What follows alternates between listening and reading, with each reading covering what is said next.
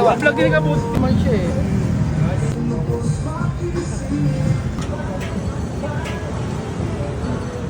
Ito na, matitikman ko na, 50 pesos. Pansit ba to? Yan o. May toppings na dinuguan tsaka itlog. Yan. Grabe, ang dami nilang customer dito guys. Kakatapos lang magluto ni Kuya, ubos agad yung niluto niya. Dati daw, wala raw silang sariling pwesto. Pero ngayon, dahil dumami na yung customer nila, na-occupy na nila ito.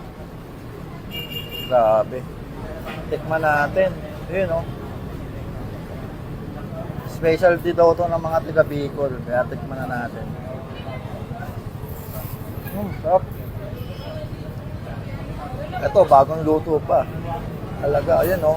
Usok-usok to.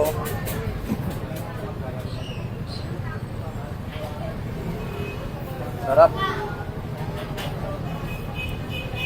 Napakasulit na ito, guys. 50 pesos lang to. Ganito karami. Yan.